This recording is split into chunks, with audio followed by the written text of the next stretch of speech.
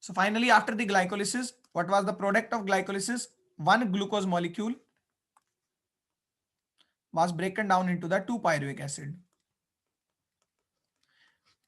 ये काम हुआ था साइटोप्लाज्म में. This was done in the cytoplasm. So from the cytoplasm of the cell, cytoplasm से ये दोनों पायरुविक एसिड माइटोकॉन्ड्रिया में एंटर कर जाएंगे, 1 and 2. 2 पायरुविक एसिड बने हैं ग्लूकोज से. ये माइटोकॉन्ड्रिया में जाने के बाद, ठीक है, यहां एसिटाइल कोई बनेगा, यहां क्रैब साइकिल होगी. तो दूसरे पायरुविक एसिड के लिए दूसरी क्रैब्स साइकिल होगी, ठीक है. या बीच में लिंक रिएक्शन, पायरुविक एसिड और क्रैब साइकिल के बीच में लिंक रिएक्शन होती है, तो वो भी ट्वाइस होगी, वो भी 2 बार होगी. तो अब सारा काम जो हम पायरुविक एसिड के लिए पढ़ेंगे, दैट विल बी ट्वाइस, वो सब डबल होगा. कई बार पूछा जाता है एक ग्लूकोज मॉलिक्यूल के लिए कितने क्रैब साइकिल होते हैं, तो एक ग्लूकोज मॉलिक्यूल के लिए 2 क्रैब साइकिल होते हैं, because we have obtained the 2 pyruvic acid, and for each pyruvic acid there will be a Krebs cycle. This thing to be remember. So see, pyruvic acid is transported to mitochondria. As I told you earlier in the basics, pyruvic acid is charged molecule. Charged molecule है, charged molecule का active transport होगा, active transport होगा तो ATP जो है वो खर्च करने पड़ेंगे, ठीक है. फॉर ईच पायरुविक एसिड को पायरुवेट भी लिख सकता हूं. For each pyruvate 1 ATP. So total, because 2 pyruvate है तो टोटल 2 एटीपी खर्च होते हैं. एटीपी एक्सपेंडिचर कितना होता है? 2 एटीपीज.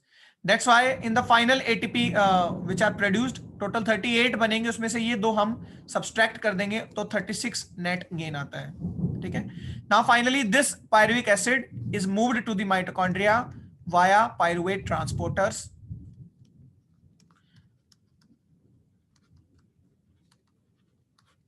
ठीक है, माइटोकॉन्ड्रिया की मेम्ब्रेन पर ट्रांसपोर्टर्स हैं, पायरुवेट ट्रांसपोर्टर्स. वो ट्रांसपोर्ट करा देते हैं, इनर ट्रांसपोर्ट कराते हैं किसका? पायरुवेट का, ईच पायरुवेट का इनसाइड दी माइटोकॉन्ड्रिया, और माइटोकॉन्ड्रिया में भी मैट्रिक्स में, in matrix of mitochondria.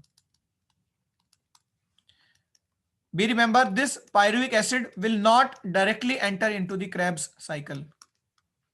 Second step जो होता है aerobic respiration का, that is Krebs cycle.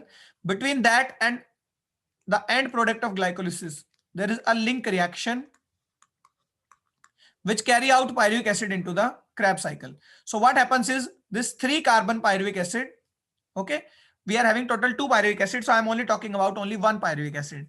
So that pyruvic acid, each of the pyruvic acid undergo decarboxylation and dehydrogenation. Okay, so in the decarboxylation the CO2 is eliminated, 1 carbon is eliminated in the form of CO2. Pyruvic acid was 3 carbon compound. If 1 CO2 will be eliminated, means 1 carbon will be eliminated, so the compound new form thus will be acetyl CoA. So it will be a 2 carbon compound. This acetyl CoA is the starting molecule of Krebs cycle. Okay, that's why it is the link reaction, because Krebs cycle is not directly started from the pyruvic acid, it is started from the acetyl CoA. Second thing, dehydrogenation also occurs. So if the hydrogens will be removed from the pyruvic acid, so if the electrons and protons in the form of hydrogen are removing, so it is a oxidative process. The complete respiration is an oxidative process. Be remember, particularly this step, the link reaction is also a oxidative process. And in this oxidative process, the decarboxylation is occurring. That's why we also called it as a oxidative decarboxylation process. It is a very important point to be remembered. The oxidative decarboxylation is also called a link reaction. In the oxidative decarboxylation, the pyruvic acid changes into the acetyl CoA. Pyruvic acid does not have acetyl coenzyme A. The HS coenzyme group is not present in the pyruvic acid, but in the acetyl CoA, the coenzyme A group is present. So there is an addition of coenzyme A here. यहाँ पे खुद coenzyme A synthesize किया जाता है, तो इस particular reaction का एक एंजाइम होता है पायरुवेट सबस्ट्रेट है डिहाइड्रोजिनेज. ठीक है, पायरुवेट डिहाइड्रोजिनेज जो एंजाइम है ये एक्चुअली में एक एंजाइम कॉम्प्लेक्स है। ये एक अकेला एंजाइम नहीं है जो बहुत सारे काम कराता है। ये डी कार्बोक्सिलेशन भी कराता है, ये डिहाइड्रोजिनेशन भी कराता है, प्लस ये को एंजाइम ए को सिंथेसाइज भी करता है। ठीक है, तो ये एक कॉम्प्लेक्स एंजाइम है। अब हम देखते हैं, देखिए लिंक रिएक्शन में होगा क्या। हमारा पायरुविक एसिड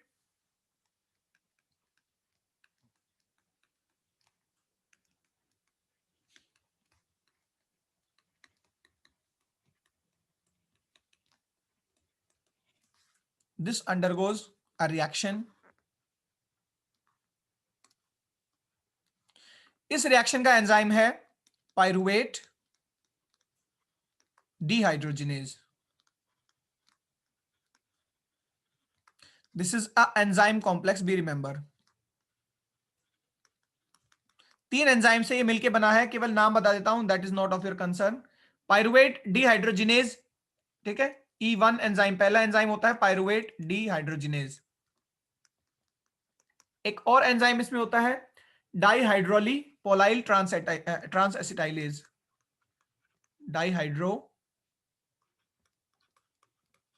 डाइहाइड्रोलिपोइल ट्रांस एसिटाइलेज। ठीक है, ये एसिटाइल ग्रुप का ट्रांसफर कराता है को एंजाइम ए पर। और एक थर्ड एंजाइम होता है, क्योंकि 3 एंजाइम्स का कॉम्प्लेक्स है ये। ठीक है, डाइहाइड्रोलिपोइल डिहाइड्रोजिनेज।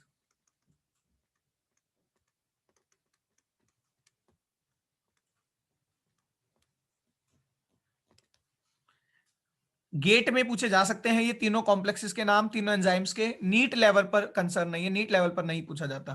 ठीक है, तो पायरुवेट डिहाइड्रोजिनेज एंजाइम कॉम्प्लेक्स है, ये 3 एंजाइम है इसमें, E1 E2 E3, क्योंकि इसमें एसिटाइल कोई भी सिंथेसाइज होकर ऐड होता है। ठीक है, तो सेकेंड एंजाइम है आपका डाइहाइड्रोलिपाइल ट्रांस एसिटाइलेज, और थर्ड है डाइहाइड्रोलिपाइल डिहाइड्रोजिनेज। इन तीनों एंजाइम से मिलकर एक कॉमन एंजाइम बना है pyruvate dehydrogenase. This was about the enzyme. Next देखिए, यहां पे NAD, इसी स्टेप में NAD रिड्यूस होता है NADH2 में, और पायरुविक एसिड का ऑक्सीडेशन हो रहा है। लिंक रिएक्शन एरोबिक रेस्पिरेशन का स्टेप है, ऑक्सीजन रिक्वायर्ड है। Pyruvic acid as a reactant oxygen को नहीं ले रहा, लेकिन ये जो रिएक्शंस हो रही हैं उसमें ऑक्सीजन रिक्वायर्ड है, इसीलिए आपका ऑक्सीडेटिव प्रोसेस है, और इलेक्ट्रॉन्स और प्रोटॉन्स लूज कर रहा है पायरुविक एसिड और दे रहा है NAD को। तो NAD रिड्यूस हो रहा है, पायरुविक एसिड ऑक्सीडाइज हो रहा है। ठीक है, इसीलिए इस स्टेप को ऑक्सीडेटिव डीकार्बोक्सिलेशन भी बोलते हैं। यहां पे डीकार्बोक्सिलेशन तो हो ही रहा है, लेकिन ऑक्सीडेटिव डीकार्बोक्सिलेशन। तो एक चीज क्या हुई, NADH2 में चेंज हुआ। दूसरा यहां पे एलिमिनेट हुई CO2, कार्बन डाइऑक्साइड भी यहां पर एलिमिनेट होती है, तो यहां पे डीकार्बोक्सिलेशन भी हो रहा है। दो काम यहां पे हो रहे हैं, हाइड्रोजन रिमूव हो रही है, डीकार्बोक्सिलेशन हो रहा है, और एंजाइम का नाम मैंने आपको बता दिया, पायरुवेट डिहाइड्रोजिनेज। अब देखिए क्या होगा, CH3 as it is, this CO group as it is, जो यहां कार्बोक्सिलिक ग्रुप है ये, इसका CO2 एलिमिनेट कर रहे हैं एज इट इज। ये CO2 एलिमिनेट हो रही है क्योंकि CO2 निकल रही है, इसको डिलीट कर दीजिए। यहां पे बचा हाइड्रोजन, एक हाइड्रोजन यहां पे बचा। सेकंड थिंग, यहां पे ऐड होता है, ठीक है, यहां पे को एंजाइम ए ऐड होता है, को एंजाइम होता है HS को एंजाइम ए। ठीक है, HS को एंजाइम ए, इसकी एक हाइड्रोजन, ये HS को एंजाइम ए की एक हाइड्रोजन प्लस जो एक हाइड्रोजन कार्बोक्सिलिक ग्रुप की बच गई, ये दोनों हाइड्रोजन NAD को प्रोवाइड करके NAD रिड्यूस हो जाता है NADH2 में, यानी पूरा कार्बोक्सिलिक ग्रुप खत्म हो जाएगा। थर्ड पोजीशन के जो कार्बोक्सिलिक ग्रुप था यहां पे, ठीक है, so this will complete be exhausted. CO जो है ये CO2 की फॉर्म में लॉस्ट हो गया, डीकार्बोक्सिलेशन यहां हुआ है, और एक H ये और एक H आने वाले कोएंजाइम का, ये दोनों मिलकर NAD को मिल गए NADH2। 3 चीजें बस याद रखनी है, एंजाइम पायरुवेट डिहाइड्रोजिनेज, डिहाइड्रोजिनेशन हुआ किसका हुआ, पायरुविक एसिड का, देख लीजिए इसमें से हाइड्रोजन निकली, वो NAD को चली गई। डीकार्बोक्सिलेशन हुआ किसका, पायरुविक एसिड का, यहां से CO2 निकल गई। तो ये एज इट इज खत्म हो गया, यहां पर अटैच हो जाएगा S coenzyme A. This is not carbon, be remember. तो टोटल कितने कार्बन है, 1 एंड 2। तो इसको इस तरह से भी लिखा जा सकता है, CH3CO एस कोएंजाइम ए।